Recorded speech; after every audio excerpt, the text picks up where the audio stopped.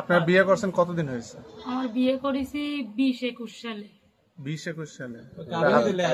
তা আপনারা এতদিন বিয়ে করছেন 3 বছর, মনে হয় 3-4 বছর পর, 4 বছর পর আসছেন কেন? আগে আসেন না কেন?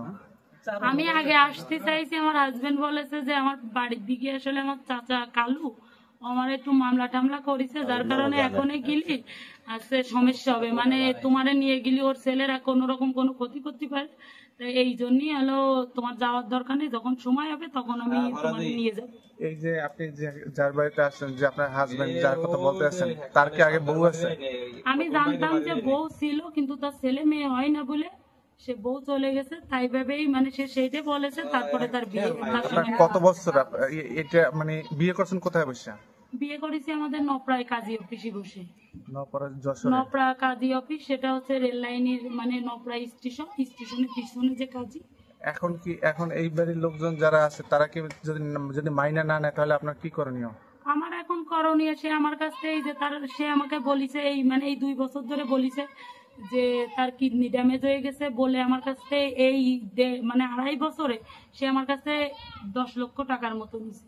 মানে এই কুরবানি ঈদেও আমার 2টো আইরে বিক্রি করেছি, 3 লাখ টাকা সে আমার ধরে নিছে। বুলাকের সময় ধান বিক্রি করেছি, সে টাকাও নিছে যে তার ট্রিটমেন্টের জন্য টাকা লাগবে। আর এই মানে 10-12 দিন হচ্ছে, 10-12 দিন আগে সে আমাকে বলে তার সাথে কোনো সম্পর্ক নেই বলে সে আমার ব্লক করে দেয়। তা আমি সেই দিনই আসতে চাইছিলাম এখানে যে কি সমস্যা, কিন্তু আমি এগুলো শোনার পরে অনেক অসুস্থ হয়ে যায়, জ্বর হয় আমার, যার কারণে আমি আসতে পারি। আপনার কি আগে বিবাহ হয়েছিল? হ্যাঁ, আমার আগে বিয়ে হয়েছিল। সে ঘরে আমার একটা মেয়ে হয়েছিল, মেয়ে হওয়ার পরে তার সঙ্গে মেয়ে হয়েছে বলেই ঝামেলা হচ্ছিল, সেই সময় তার সাথে আমার দেখা। আর সে বলিছে তার ছেলে মেয়ে হয় না, এইটা বলে আমার মেয়েরে তার মেয়ে বানায়, তারপরে তাই আমার বিয়ে করেছে। সেই হাজবেন্ড কি আছে আপনার? না, সে হাজবেন্ডের সঙ্গে আমার ছাড়াছাড়ি হয়ে গেছে। আমি তাকে ওই একে বিয়ে করার 3-4 মাস আগে আমি নিজেই ডিভোর্স দিয়ে দিয়েছিলাম। মা আমারে যদি এই বাড়ির সংসার, আমারে যদি সংসার না, আমারে যদি সে মানে বড় স্ত্রী, আমি যে তার বউ আছি, এই স্বীকৃতি যদি আমার কাছ থেকে কাড়ে নেয় তা আমার মৃত্যু ছাড়া কোনো উপায় নেই। আর আমি এই জায়গায় মৃত্যু, আমি এই জায়গায় মানে এই জায়গা থেকে আপনি লড়বেন না? লড়বো না, এইটাই বলো না। আমার স্বামী যে সেইটুকু আমার মাথার উপরে তো যদি সে সাতটুকু আমার সবকিছু নিয়ে যদি এইটুকু আমার কাছ থেকে কাড়ে নেয়, তা আমি এইবারেই মরবো, আর এই মৃত্যুই আমার শেষ, আমার তাছাড়া কোনো আর সমাধান হবে না।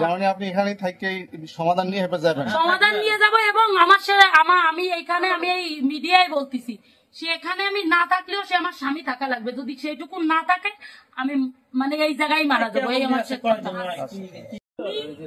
একটা কথাই বলি। আমি জানতাম, এখন আমি বাসায় এসে দেখি তার বউ ছেলে মেয়ে আছে, কিন্তু আমি এগুলার কিচ্ছু জানতাম না।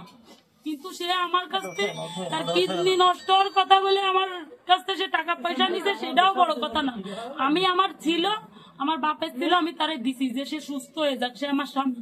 কিন্তু সে আমার সঙ্গে যে প্রতারণা করেছে সেটা আমার মৃত্যু ছাড়া কোনো কিছু মানে আর কোনো অপশন নেই। আমার মরা ছাড়া একটা মেয়ের জীবনে একবার পাশ হলে একটা কথা, কিন্তু 2বার পাশ হলে আপনারা সমাজরাই বলেন সে মেয়ে যে কি, সেটা আপনারা নিজেরাই বলেন।